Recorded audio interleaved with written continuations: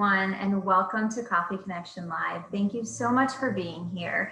Thank you to those of you who joined us for our previous homeschooling edition. We're really happy that you've come back, and we're really happy that we were able to offer a second round of answering your question and answers. We're joined today by Jessica Rudd. Jessica, are you able to come on camera? Hello. Hi, thank you so much for being here again. I would love for you to share with everyone a little bit about yourself. And while you're doing that, I would love to invite everyone in the chat box if they can write where they're joining us from today. Yeah, perfect. So my name is Jessica Rudd, and I've been a military spouse for 14 years. I've been married to my service member. And we've lived East Coast, West Coast. We're in Quantico now. This is our second time here. Yay, see other people from Quantico, fun. But we have 3 kids, and I got really involved in military child education advocacy in California, which kind of, brings us here today. But I'm pretty busy right now. I'm in grad school. I just started working with a new company, and I'm currently training for a half marathon. So you've got a lot on your plate, to say the least. Yeah. That's really exciting. What half marathon are you training for? So it's the Pioneer Town John Wayne series in California. So I'll be flying out there with a couple girlfriends, and we have a team that we're fundraising for cancer research. That's super exciting. I happen to be married to an avid John Wayne fan, so that made me happy to hear that. Yeah. So you were the 2017 Marine Corps Spouse of the Year with Sam. So can you talk a little bit about how that all comes together? Yeah, so it's an amazing community and program that I found out about in 2014, or around 2017, sorry. But I was in California and a friend nominated me. I wasn't too sure what it was and what was going on, but she was like, no, I see what you're doing and it's impactful. So, this is a process. This is what this is. So I looked more into it, and I kind of realized, like, if she's nominating me, maybe what I'm doing will be impactful for everyone else. So there is a base level, and I won at the base level, and then you move on to the top 18, and I won there, and then I moved on to the branch. So I won the overall branch, and then from there, it's just been an amazing community where it's given me, a voice to kind of share what I'm passionate about. So it's just been an amazing experience overall. That is awesome. And I know from experience that that's a very tight-knit group and a very impactful group who are all striving to make a difference in the military world. So it's very cool. Some people might not know, not only are you a Marine Corps spouse, but you're also a Marine Corps veteran. So I would love to know, how did your time on active duty prepare you for parenthood? Oh, yes. So multitasking, sleep deprivation, all of those things. I was a Marine. I actually met my husband first, and then I went to boot camp. So I was married while I was at boot camp. I came home one day and I said, babe, guess what I did today? And he's like, what did you do? And I'm like, I went and saw a Marine Corps recruiter. So that's sort of how that went. And I just was like so moved by what he was doing that I wanted to join as well. So I left college, joined the Marine Corps, and it's just prepared us. The Marine Corps has always been kind to us. It's hard, but we want to have this lifestyle, these networks and connections, and it's definitely prepared me to be a spouse.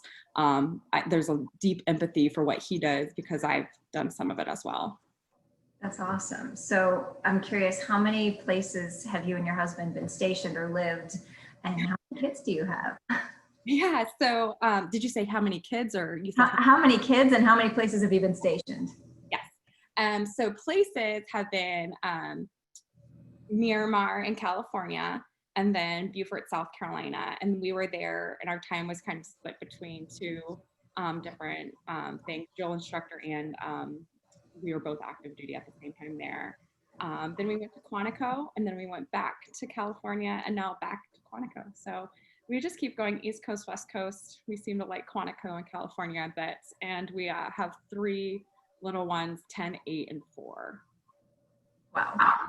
Just like you can never ask somebody who their favorite child is, I will not ask you which coast you prefer. We'll let you keep that one to yourself because I know we have people joining us from everywhere. So thanks to everybody who's writing in the chat box where you're calling in from. I love that we have a global audience today. That's really, really fun. Fun. So let's get down to the main reason we're here, because I know a lot of people are interested in this. We've had a lot of questions about it, and this got a really great response. So we're happy you're here. We love that you want to talk about homeschooling. Let's talk about it. So I'm first of all curious for the spouses and folks who are joining us in the chat box, can you write down if you have any experience with homeschooling, if any of you do homeschooling, or if you're totally new to it and just here to learn. And then Jessica, did you have any background with homeschooling, or were you a teacher by trade before you were in the Marine Corps? You know, is this something you always thought you would do? Yeah. So that's a great question. No, I never thought I would do that. I don't claim to be an expert. I am not a teacher, not, stealing anyone's thunder in that way. But my husband was homeschooled. So he's a Marine Corps officer, and he turned out okay in society. And it's just like, this is something that actually can work. And the community that's around homeschooling is much different than what maybe I originally thought. And we'll talk about it later, but there's a wide area right now that we're covering when it comes to schooling. It's not just homeschooling because again, like, I'm not an expert, but we have, this virtual thing. So never thought I'd really be doing this. I went back to work, and then my kids were in public schools because we were in a great school system. So I really just feel like you need to have your kids in an education situation that's going to be best for them and the time and place. But now we're here doing this virtual thing again. So I'm just like, man, I really need to just share what I've learned maybe to put some people's minds at ease. So, like you said, homeschooling, e-learning, virtual learning, whatever we're calling it, it's on lots of minds today. What's a good place to start? There are so many parents, myself included, whose heads are spinning. We're up at night. We don't know what we're going to do, whether the school system forces us one way or another. But those who want to homeschool, where should we start? What's a good place to start? What are some questions that we should be asking ourselves? Great. No, that's a great question. So I think the first thing you need to look at is like how you're going to do it. Like you mentioned, are you going to go with a public school provided kind of virtual learning like all of us are doing right now? Some people are feeling like this is just too much. I don't know if I can do this school on someone else's schedule. I want to be a little more flexible. And then there's like a more traditional homeschooling route. And then there's also some supplemental areas with charter schools and co-op groups. So once you kind of figure out an avenue of how you're going to pursue this, you just need to basically look at each probably age and child, and then narrow it down, and we'll get into curriculum. I know there's probably lots of questions, but how is your child going to learn best from doing this at home? And then you can kind of start narrowing down how and getting supplies and things like that. Okay, so as far as a boost of confidence goes for the parents who are whether we choose to throw ourselves into this or we are thrown into this, I know I have always said to homeschooling parents, I can't even get my kids to put their clothes in the hamper at the end of the day. How am I going to teach them algebra, right? Like, I cannot get them to listen to me, to follow what I'm saying. So what would you tell parents who are scared that they're just not the teaching type? Right. No, that's a great question. Again, I never thought I would see myself doing that. I think you definitely have to wear different hats and different approaches. And then some of the curriculum that you might have might break it down to really assist you. And you might think like, I'm going to have to teach my child this. But for some of us that maybe the kids from at least that can read probably already have some sort of foundation. So I would say like, you would find yourself doing maybe a lot less teaching and more guiding and helping and steering. So in those cases, you might be learning something new. And so, today we're introducing this new topic, but then the child might be working on that for a couple of days, and then you're just kind of there to like answer the questions, get them back on track. So I really found a lot of times that I could get them kind of on a task, and then that's when I would step in and kind of multitask or work on something my own. So, it is hard. You might think that you can't do it, but just like all of us here, we're military spouses. You really don't know where to start when you're PCSing overseas, but you just kind of dive in and do it, and then sooner or later, you're like, wow, I did that. Just another notch in the hat, right? Like, Yeah, you're just like, I did that. That's awesome. pat myself on the back, celebrate. So what advice do you have for parents who work from home full time? So many of us didn't plan to be at home, and now we are at home full time, worried about the upcoming school year. How do you suggest a parent who works full time from home also make time for homeschooling their children? Yeah, so that, that's a tough one, but I really enjoy the traditional homeschooling because of the flexibility. So most states will have a guidance of about 180 days as the magic number, or around 4 hours a day to get that educational requirement. So with that being said, there's no one really telling you can't do school on, President's Day, or maybe you might need to do school on a Saturday. I know my husband would come out of the field on a Monday or something, so we do school on Sunday to kind of get ahead, and then be with him when we had that opportunity to be with him. So in those aspects with working parents, and we're trying to figure this out, don't stress yourself out with this 8 hour school day. They're not doing 8 hours of math at school all day. There's other things built in. So hit the fundamentals. Try and do stuff maybe on a lunch break. In the evening, it kind of stinks, but a lot of things are closed anyways. See if you can do things on the weekend or a Saturday, or earlier in the day. So we've been kind of doing stuff a little bit before breakfast, lunch, and then a little bit after. So um, that kind of works. And then, when we were traditionally homeschooling, weekends and stuff was kind of where we could get ahead. So it's not an 8 hour day, and it doesn't have to be your traditional Monday through Friday. It's sort of when you have the time. So for parents who work 9 to 5, maybe that's 7:30 to 9, and then after dinner a little bit, right? It doesn't have to be within a set time period during the day. Is that what I'm hearing? Yeah, and they'll probably get burnt out anyways. I mean, we're already with them so much. I love my children to death, but that flexibility of breaking it up a little bit. I think there's been times when we've gone camping. My husband was on pre-deployment leave. So, and at that time, we were so thankful that we just packed up our books, and they're doing I love reading the comments. They're doing their homework in a tent, on the top of the mountains in California. So, and then when they were done, they got to come out and we'd go hiking. So that kind of flexibility is what I'm talking about with traditional homeschooling. All right, then how about parents who have kids of multiple ages? I mean, you said yours are all different ages, and some parents have kids who aren't school age, newborns, toddlers. You can't sit everyone in front of a computer. How can parents focus on homeschool when there's a baby or a toddler, or somebody not doing school that's demanding their attention? Yeah. I used to ask that same question to my friend who was sort of like a mentor. I'm like, well, how are you doing this? And she would just like reel me back in and be like, it's okay, this is what you're gonna do. But like I said, the older ones kind of can get themselves going. So then you have the little one, the newborns and younger ones. I would usually just wear in a an ergo, something like that. But I really just found ourselves doing homeschool all in a community area where I could get the other younger ones on task with like a video game or Legos. So I'd have to put in a couple extra steps to prepare myself, or else it might be a meltdown. But if I got that box of Legos out, or if I got that Play-Doh out, sometimes that mess was worth the sanity of trying to get the school taught. So, everyone's different, but, incentives, if we can get through today, then you get a popsicle at lunch. I mean, you got to see what works for the little ones to keep them engaged. So as you're planning the agenda for the day, the curriculum for the day, you just have to add that little extra planning step in to take care of the needs of the younger ones as well. Something to keep them busy at the same time. Yeah. Okay. I think that's doable. I don't think we should be too scared of that. No.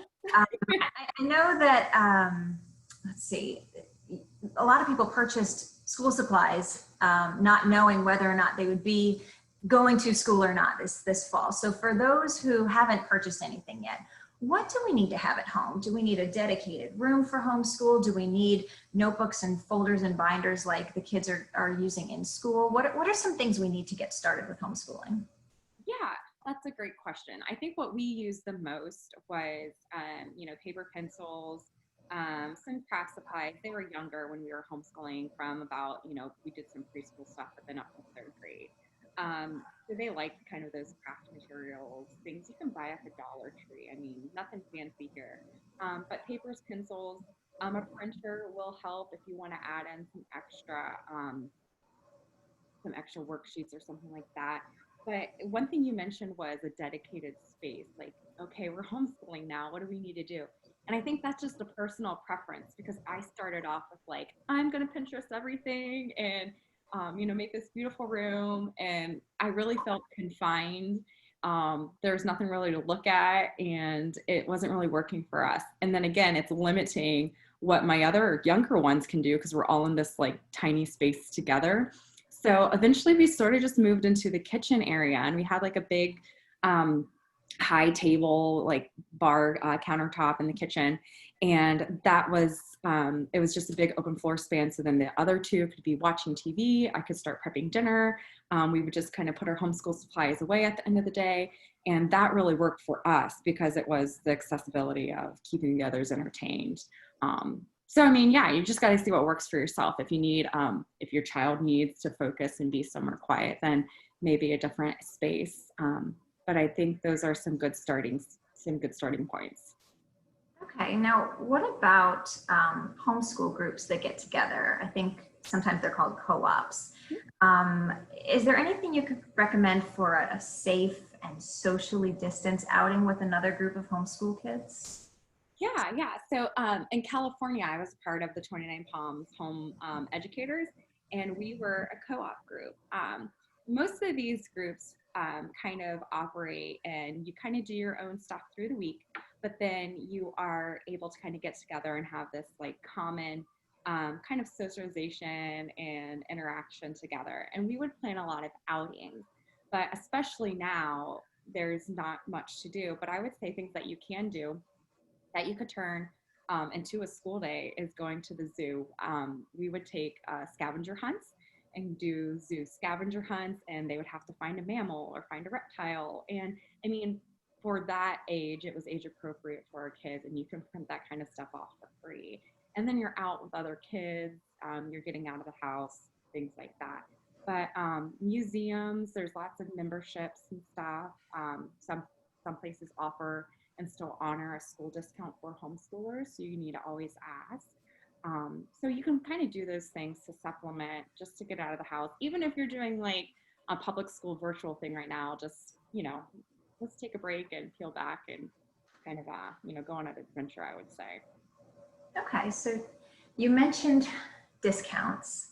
Uh-huh. I know that a lot of families who are joining us today have questions about funding and funding assistance and assistance in general for families who are homeschooling. So do you have any tips or resources that you can share on people who are looking for some financial help with homeschooling? Yes. Okay.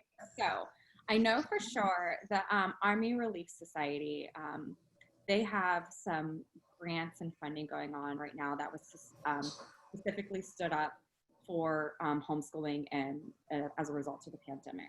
So to offset some supplies and costs that you might incur. And that's really neat because I think it's going to be in place after maybe all of this settles down as well, just to support homeschoolers. So that's pretty neat. The Coast Guard does as well. And then the Navy Marine Corps Relief Society does not have something specific to homeschooling, but they do have emergency grants and quick assist loans. So if you're, again, people might have been laid off, the spouse might not be working right now, and you need to cover some extra costs, you can look through these things. So those are one way you can get some funding. And that's through, just your local resources in the military. But another one that I've also talked about was some charter schools. Different states might have grants through charter schools. So essentially you're not utilizing the public school system in like a brick and mortar kind of fashion, but you can use the charter school. And when we were in California, we got about $1,500 a semester or something like that. And we could use that for subscription boxes, printer ink, Zoom memberships, my curriculum. So those are things you need to be asking yourself and looking into, like, state specific, what they can do for you to help offset this, the prices that might, incur. Okay, thank you for that. I know we have, and I have to apologize, I had to put you on mute because this is life and my kids are being noisy in the background. I'm home right now, working from home, but I know that there's a lot of questions out there and I can see the Q&A box filling up. So Laura, do we want to start with some of the Q&A that are in the box? Yes, definitely. Not just the Q&A, but the chat box has been going crazy in a great way with just a lot of good suggestions. And of course, lots of questions for you, Jessica. So I'll start with Michelle Benwitz has a question. Can you please discuss how to best homeschool high school ages, especially if one is on the spectrum? Okay. So first of all, I know the IEP thing has been really, really hard right now. We were actually going through the IEP process in the middle of COVID, and then our follow-up appointment was supposed to be like May something, and that didn't happen. So I'm definitely with you on what to do right now.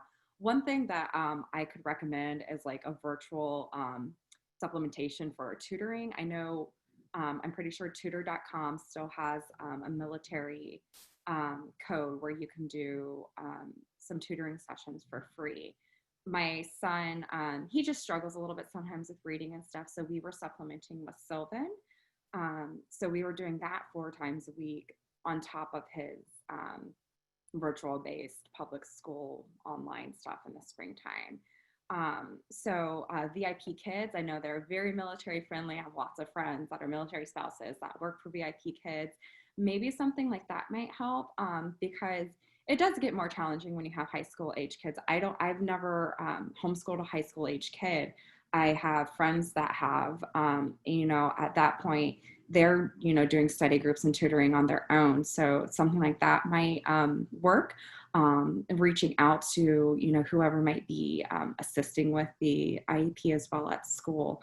But I would say, we shouldn't put that pressure on ourselves when it comes to homeschooling, whether we're kind of forced into it right now, or even if we chose to do it, because it's still a lot. So any kind of supplementing with tutoring is something that we definitely did and are still doing. Thank you, Jessica. I think a lot of people can relate to trying to just give ourselves all some grace during this time because it's so unprecedented. We had a question from an anonymous attendee asking, how do you find a co-op? I know you were discussing this a little bit earlier, so can you just go into that a little bit more for us, please? Yeah, so the co-op that I found was in California. So if anyone's close to 29 Palms, I would recommend checking out the 29 Palms Home Educators. But I think I kind of just came upon them through some friends and then our homeschool liaison on base. So if there's anyone out there that, works with the bases as far as a school liaison, they specifically will work with us with the homeschool part, and we would come on base and be at their back to school bashes. They recognized and worked with us as if we were, a DoD kind of school there. I mean, they were really, really awesome. So if your base hosts any kind of back to school bash, I would see if there's any co-op groups that might be outside, affiliations. You could, Facebook, let's face it, we're all a part of Facebook groups. A simple search might pop up. I don't know if, people have web pages and things like that, but a lot of them, they're parent run, things of that nature. So I would just start, probably utilizing your homeschool or your school liaison on base and Facebook groups to see if there's somewhere close to you that has a group stood up with ideals that are close to you that you might be able to get the kids associated with. Great, thank you. I think this next question will actually really resonate with a lot of our listeners. Okay. Shannon says, we have a wide range of ages, 12, 10, 5, and 3. Would you teach everyone at the same time? Ooh. Um, okay, so Shannon, my kids are 10, 8, and 4. When we were homeschooling in our peak, when I was doing everything, they were like newborn, like 3 and 7, and we were doing, first grade, second grade, third grade. But yes, I did school all of them at the same time. So again, picture like I was sort of like that mediator between everybody. So I would get preschooler or kindergartner on task with a little coloring activity, and your kids are kind of the same age as mine are. So I would get, probably the youngest one on something, or maybe the oldest one first, probably, because then they can kind of teach themselves. So, get them on it, going with something, and then kind of move and kind of see, how you can kind of mediate between the three of them. If that doesn't work, again, shift it and do maybe something that one of the kids is struggling that day when the younger one might be napping, for those of us that still have nappers. um, try and take some downtime if someone's struggling on something. I just try to get it all knocked out. But there's times when I would like Zoom my husband in Japan and be like, they're not listening, you read to them. So it doesn't always work out like that. But for the most part, we try to do it together. So there was still some kind of like schedule. So yeah, I mean, you can try and homeschool them all together. If it gets too overwhelming, then break it up, or remember, like the little ones, they probably don't need even 4 hours a day. Just hit these things, or you can make them learning fun while the older ones are doing something. So I mean, hopefully that answers your question. Can I follow up on that? Sorry, Laura. What do you do when you feel like you're about to lose your cool? I mean, we've all been there as parents. How do you cope, or do you have any techniques for when you're just at your wit's end with teaching and you just don't know what to do next? Yeah, we were in California, so we would go and hike. So we would take a break. I had some friends that lived behind us. I'm like, hey, like we need to re-engage. We need to take a break. I mean, that's why schools have recess. That's why you have these, you know, art and extracurricular activities there as well. So you don't have to push through. 4 hours of learning can easily turn into 6 because you're trying to take breaks and work around meltdowns and schedules and stuff. But I would just say stop, because I would have tears and my kids would have tears, and then it's just not fun.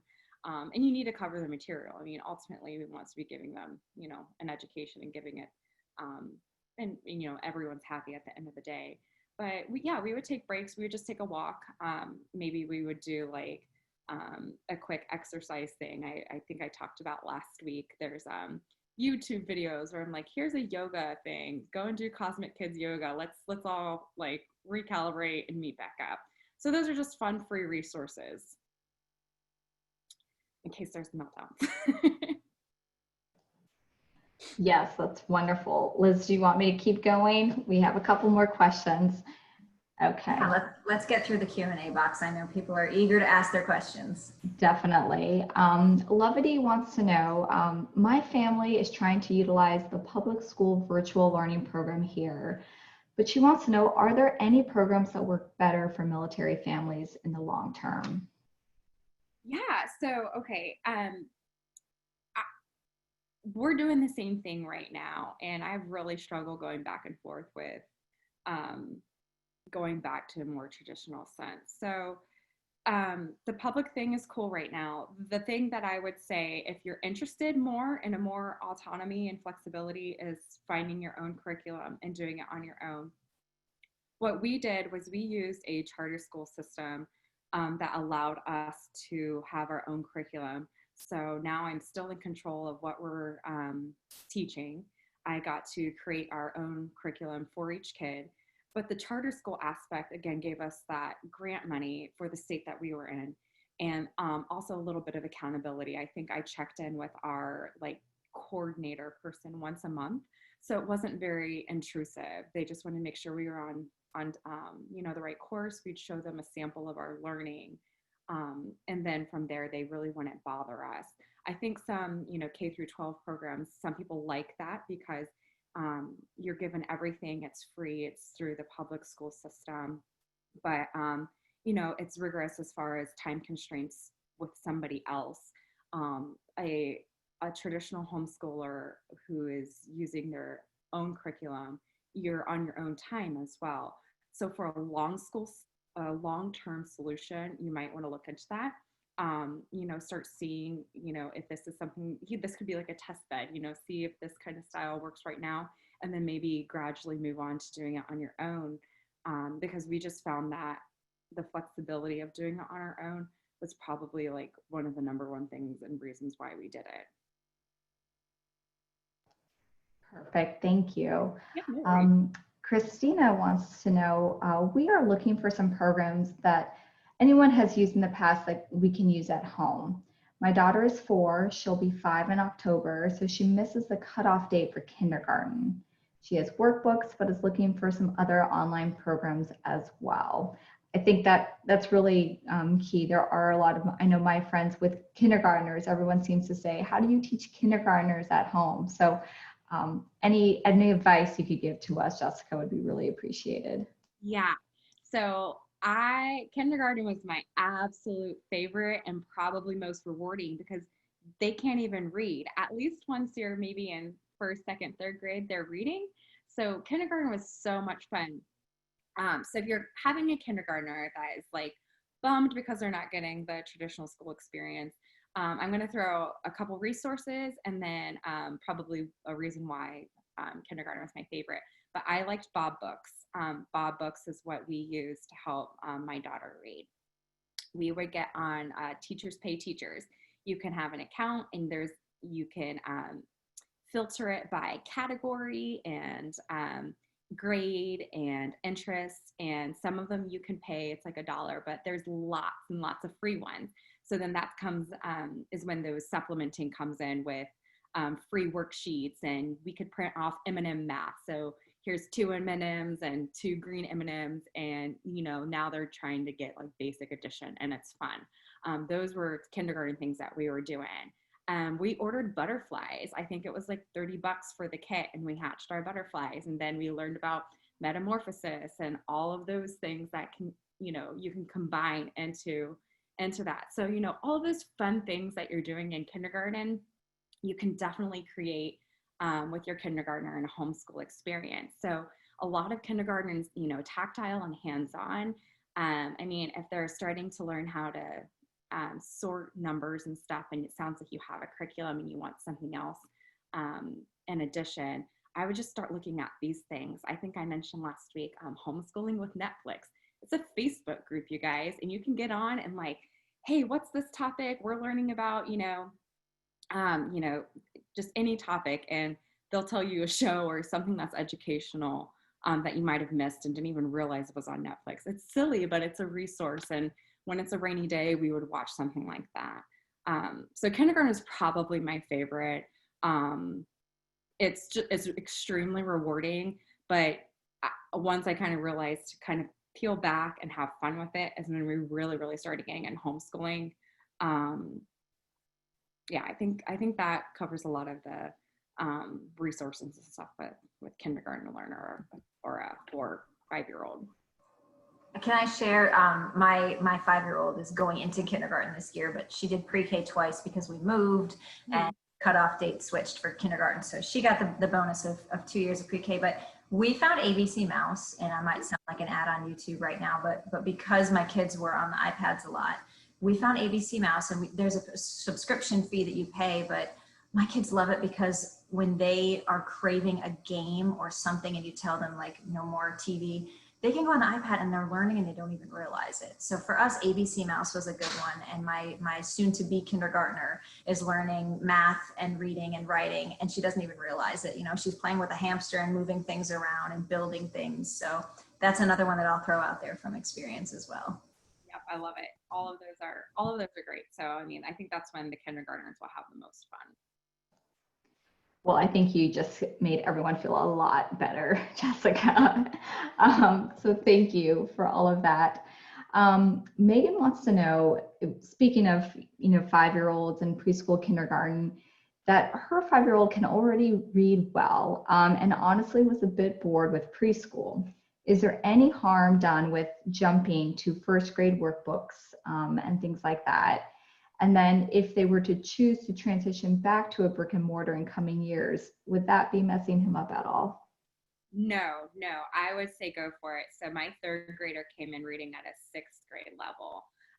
She wasn't bored because I think the material she was learning in other areas was new. So we didn't learn any like state specific Virginia history. So there was a lot of areas that she was still learning that was new. And she was stimulated in other ways, even though she was ahead in some areas, if that makes sense. I would go with it, see how far they can go. If you have transcripts maybe from like a charter school that supports enough that she is, maybe first grade qualified, maybe a different placement would be looked at when she's going back into a brick and mortar school, which is good to have good transcripts and kind of grade keeping for your homeschool purposes to go back into a brick and mortar school. But I would just say keep going with it. I mean, encourage her. It's going to keep her eager to learn. And so she's not getting bored at home and she's going to keep wanting to learn. Great, thank you. I know you've touched on this in the last Coffee Connection Live and this one, but is there a way to just do a nice little summation for those listening about funding expectations, both what families can expect to spend maybe per child for homeschooling, and then any type of reimbursement that you know of through the military, or just what we can expect kind of cost per child? Yeah, so I mean, people can kind of get as fancy and crazy with it, or kind of piece things together. I've referred to things as box curriculum. Box curriculum is something that you can pick and it kind of just has every single subject laid out for you. It will tell you on day one, they literally say this. And that's, I think, when some of your nerves get calmed down with like, how am I going to teach? But, almost like a script, like a planner. A lot of them come with a planner. So you're planning your days. Box curriculum is a little more expensive. It can be anywhere from like $600 to $1,200, depending on what you're doing. And that's probably just for one grade, one kid. But I know people who have utilized, I've been to like some homeschool swaps, some like used book events to buy some curriculum, and you can kind of piece it together as well. So if you're buying a used, science book and a used math book, trying to piece it together, that might be a little more, some cost savings there. You can probably use some material for younger kids. So when they get to that grade, you already have it. You might just have to rebuy the workbook. So then you're saving some money there as well. And then, we talked a little bit about, some of the branches that are offering some assistance right now with Navy Marine Corps Relief Society, their emergency grants. The Army Relief has a specific homeschool kind of program for funding right now. And then you might want to see what you can get through, maybe if there's scholarships for homeschoolers. I researched it all, but I would really say when you look at some of the things you spend money on during the school year and, picture day and all of these field trips and lunch money, all of these little class events and 97 boxes of tissues, you're going to end up saving money probably in the long run. You're just spending a little more up front. So if you can kind of plan and save for your homeschooling curriculum and then get it, in the summertime, this is a perfect time to get it. You're kind of already set for the year. You already have everything you need. And then those little things that come up. So you have a little more control of what you're spending, even though it might be a little more upfront. Perfect. We have one last question in the Q&A box, and this is another one of those bigger questions, but if you wouldn't mind for our viewers, if someone tuned in today, especially a little bit later maybe, and they just want to know what's the next step, what's the first step I take if I've made the decision to homeschool, is there a nice little process you could give us for taking those first few steps to exploring homeschooling on your own? Yeah, so there's, just quite a couple different avenues you can do. You can go through sort of a state or a public funded kind of thing. There's lots of online academies even before this was happening that you could do a structured like K-12 program online, and you're getting a lot of assistance through like a school system or a public school system. That's what most of us are doing right now, like a virtual public school experience. But it sounds like you're kind of curious about homeschooling in general. There's also traditional homeschooling, and you can start narrowing down, what curriculum I buy, or just start researching homeschool curriculum and see what pops up, and see the reviews on that and what people are talking about. And then we have the charter schools and the co-ops and things that are kind of blended, but we still did it all from home, but it gives you a little bit more support, but it's not as hands-on as a complete guidance through the public schools. So those are some ways that you could get started. Again, Facebook was a good resource for me. I could find different groups, different used curriculum groups that I would join. Pinterest was big as far as printing off things, ideas for those kindergartners to get messy and have some, some fun activities with what we were doing. Perfect. Thank you. Thanks, Laura, for asking all those. That is a long list of cues, and thank you for all the A's, Jessica. I know that some people submitted their questions when they registered for today, so I wanted to also touch on some of those in case people haven't been able to put them in the Q&A box. Obviously, we all move around a lot, military families, and some people are bouncing between overseas and stateside. How would a family go about finding out the local requirements for schooling, whether it's homeschooling or not, in their local school district and also overseas with DODEA? Okay, so I would start with, again, your school liaison. They're going to have a better grasp of what that state requires and then how that's going to transfer to, especially if you're going OCODIS. So I would start there. Some programs, if you're doing homeschooling on your own with your own curriculum, will probably just transfer regardless, which is just another aspect of why having maybe your own traditional homeschool is pretty neat, because you could probably continue the school year with no question of age cutoffs and what they're learning. You're just going to continue it once you get set up over there, which makes PCSs a lot easier too. And then if you're not doing that, just look at your homeschool liaison and see, or your school liaison, see what those requirements might be, if they can jump back into the school system there, or what the requirements would be like, because some states require you to report if you're going to be homeschooling. The state wants to know where your kid is, and you can declare like Rudd Homeschool Academy, and that's your homeschool. Other states, you can just homeschool in your backyard and never tell a state anything, and they won't care. But you need to make sure that you're accounting for where your child is, and then they'll leave you alone. So do you have to register every time you move? Like say you move from California to Tennessee in the middle of the school year. Do you need to say, hey, Tennessee, we've arrived, and by the way, we're homeschooling? Or do you just keep on doing what you're doing? Or does it depend? Yeah, I guess that would depend. We finished the school year before we moved. And that is because most schools have like a cutoff, obviously, to declare if you're homeschooling. But I imagine if you were moving and knew that, you would be able to declare that you moved here late, and that's why. But that's just, every state is different, so you would have to look into that. Okay, I want to switch gears a little bit. Have you ever heard of, or do you know much about a family deciding to homeschool midway through the school year? Say they decided to put their kids in school, COVID aside. Let's say this isn't 2020, 5 years ago. If I decided to put my kids in traditional school, and after maybe the first semester, maybe after the first few weeks, I decide this is not working. Is it okay to pull your kids out and just start homeschooling once the school year has begun? Yep, absolutely. I know people who have done that.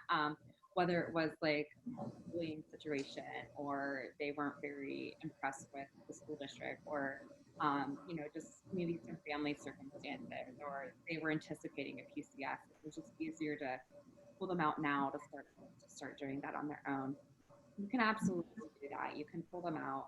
And I think that schools have a pretty good respect in that nature of respecting what you would want to do with your child's education. I mean, as long as you're reporting and teaching and doing your end of it, then they really don't have a reason to not let you do that.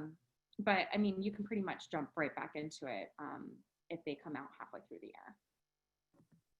Is there a place that families can turn if they do run into any issues with the local school district? Is there someplace they can go, if they're having troubles and they don't know what to do? Is there like legal representation, anything like that? Yeah. So we've mentioned a lot that different states have different requirements and you might be overwhelmed or you want to make sure that you're doing this right or have some peace of mind. There's the Homeschool Legal Defense Association. And if you're doing like a strict homeschool on your own, that their guidance really helpful as letting you know what your rights are, supporting different homeschool cases.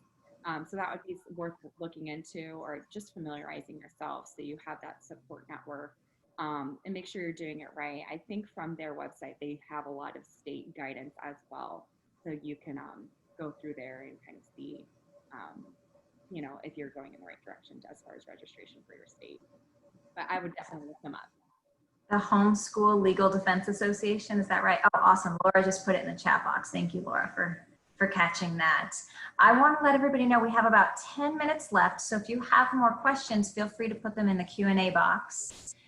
Jessica, I always love to ask, no matter what the topic, if you had to do it all over again, if you were to look back at your time homeschooling your kids, would you change anything, or is there anything that you wish you had known from the get-go that you know now? Yeah. The one thing that I would change is to not stress out about it. Again, I told you guys that I had this mentor and I looked to her a lot and I would just say, so-and-so's not getting this today and I'm 3 days behind. I'm supposed to be on day 79 and I'm on day 71. And she would just like laugh at me and she's like, you just need to calm down. Like, is she reading? Is she, is she like responsive? Is she learning these things? Is she happy? And I'm like, yes. And she's like, okay, well then do a workbook.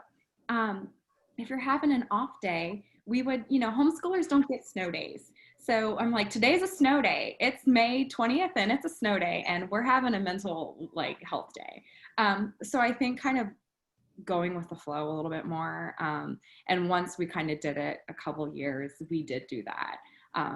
I would just say, okay, tomorrow we're going to make up a day or we're going to work ahead a little bit, which is that flexibility piece. Because when I went into it, I told you I wanted Pinterest homeschool room and everything, I have dry erase boards and command central of what's going on. And I do like being organized, don't get me wrong, but we also had to adapt. And that's the beauty of homeschooling.